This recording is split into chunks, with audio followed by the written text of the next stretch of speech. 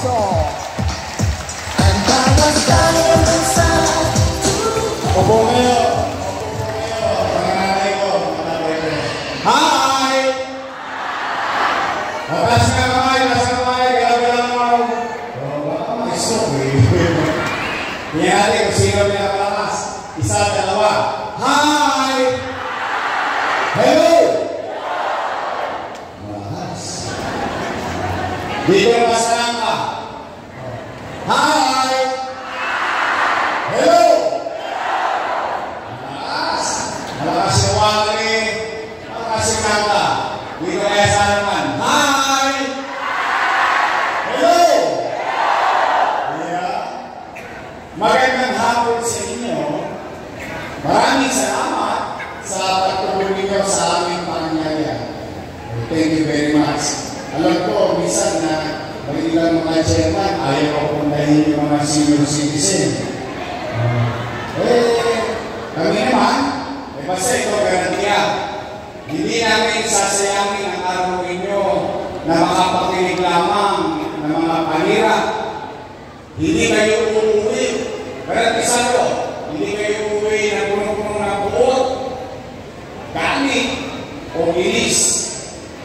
Ayaw ko kayo konsumihin. Marami ng problema ng tao. Pati ba ng problema ng mga politiko, problema nyo pa rin. Alam naman natin, mga nanay ko, lola ko, alam naman natin paghahalan ng mga politiko, magkakalaban. Yung mga kapitbahay, magkakalaban din. Pagtapos ng halalan, yung mga politiko, pati-pati na. Yung mga kapitbahay, magkaaway pa rin. Nag-iispira pa rin. Tama ba? Sa hirap ng buhay ng tao ngayon, sinasabi ko sa Youngest Choice, sa ating mga kasama, ang lagi kong tagubilin sa kanila, pumunta sa ating mga tao. Ibig sabihin, interesado sila makinig. O kung kayo, first time tatakbo, sabi ko, sabihin nyo na lang kung ano ang inyong gagawin. O kung ikaw naman ang eleksyonista, sabihin niyo ano ang inyong ginawa. Tama po ba? Ginawa ng Diyos. Gawin ko na bagay na pinipapasalamat natin lahat. Bakit po? Kita niyo, buhay tayo lahat niya. Nakaraos tayo. At pinigil sa mo, lahat kayo, lalo na mga senyor, nangangamba kayo kung kayo ba'y magkaka-COVID o kung kayo ba magkakasakit, may ilang kababata, kaibigan, kamag-anak, mahal natin sa buhay, wala nga, dala ng COVID-19. Kaya ba, pinipagpapasalamat natin sa Diyos, kahit kayo ng buhay ngayon, eh buhay tayo. Habang buhay may naman. O kamusta po kayo? Mabuti naman. O, sige, ganito. Tatanungin ko lang kayo. Bakit ba kayo naghahanap ng ibang mayor? May nakaupo na.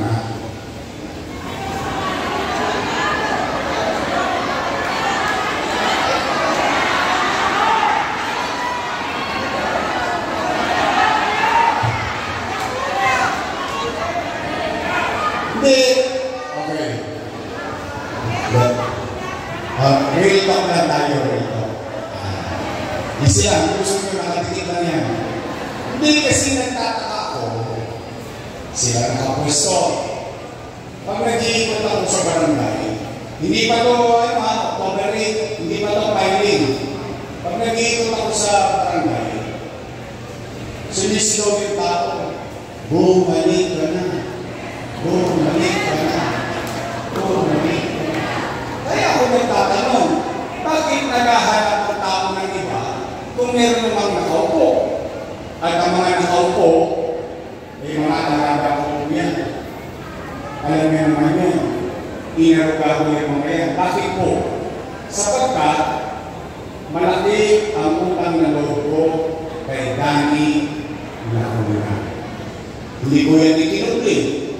Alam mo mga taga-Maynila rin. Kaya tayo Hindi lang Manileno, tayo mga Pilipino, marunong tayo tumanaw ng utang na loob. Tama po ba? At ang utang na loob, walang katapusang bayaran. Tama po ba? At bilang ganti, si Boss Danny, inalagaan ko yung mga anak niya. Tingnan natin kung totoo ba. Una, Philip Lacuna. Nakaupo? Nakaupo. Dennis Lacuna. Nakaupo? Nakaupo. Lay Lacuna. Nakaupo? Asawa ni ate? Nakaupo. MHD. Si ate? Ilan sila? Happy?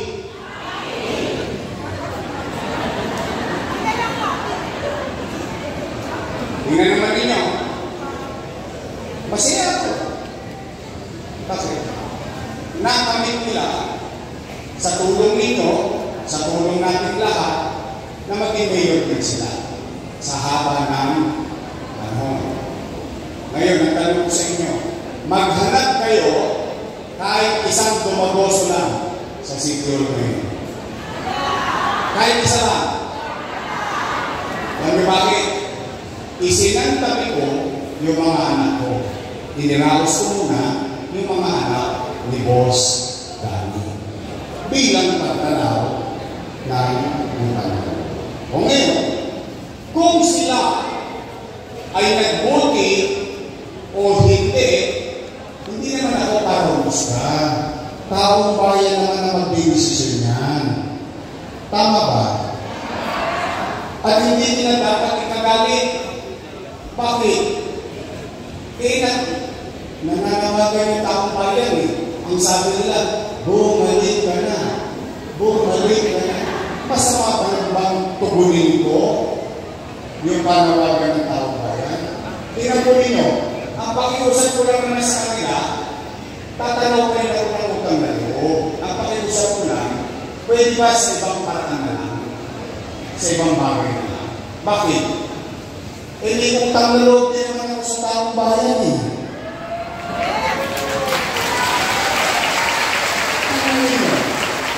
Kundi dahil sa Diyos at sa inyo, wala ako sa nilalagyan ko.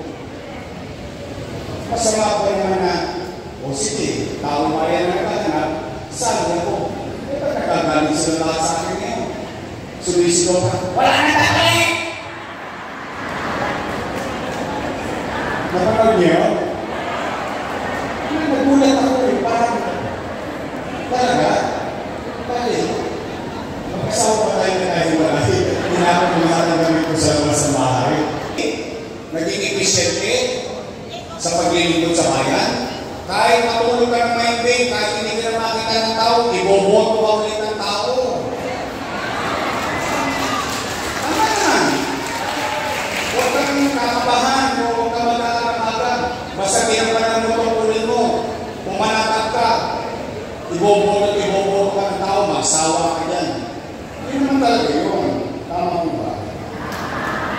Eh tayong lahat, akala natin kasama ko ako. Eh akala ko naman, ipinasiusap ko sa inyo noon, akala ko ituloy na nila yung nasimulan ko. Tama ba?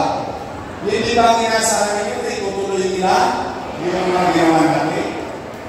Eh ang totoo niyan, hindi ko naman sila pinagkaitan ng pagkakataon. Ginabayan ko rin naman sila. Lagi nga sila nasa tabi ko eh. Lagi ko sila kasama, araw-araw. Tama po ba? Isinare ko rin sa kanila kung paano pagmamalasakit ng taong bayan. So, I would assume, itutuloy na lang nila kung ano yung nasimulan na nagustuhan ng tao dito sa lungsod ng Manila. Eh, ang tao naghanap. Kung sino ang nagkulang, ay hindi ko na alam. Wala naman ako sa pwesto. Ngayon may pagdami ng tao. Patingnan ninyo, bakit ako hindi magtatampo? Ito, report na.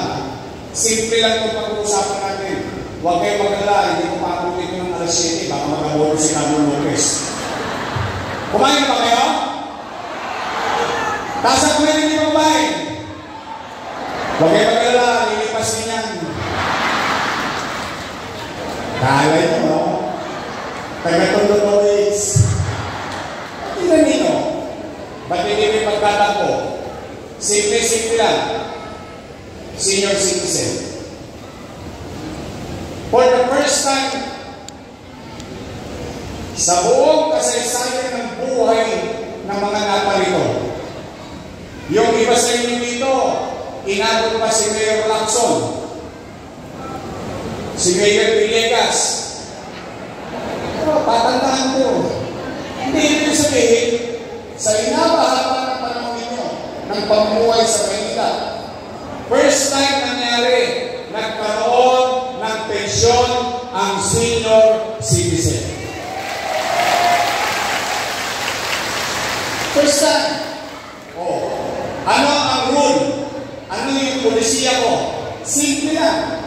Mayaman, middle class, mahirap, botante, hindi botante, may sakit, o wala, lahat pantay-pantay 500 pesos. Tama ba? Yung ba ang polisiya ko? Yung ba nangyari ng panahon ko? Eh bakit kayo ninigay ba nila? Totoo ba na kapag hindi mo nakuha yung first quarter, forbidden na sa second quarter? Tingnan mo yun. Bakit nila pinawi yung matas? Ibig sabihin, kapag wala ka sa araw ng payout, halimbawa, namaliti ka lang, pagbalik mo, tapos na payout, wala na. Pero gagawin mga lolo-lola ko. Wala ko ang ginagawa ng araw-araw. Ako ko lang. So, ibig sabihin dati, nung panahon ko, panatag ang mga lolo-lola na may tatag. Dahil, pag hindi mo nakuha, ng first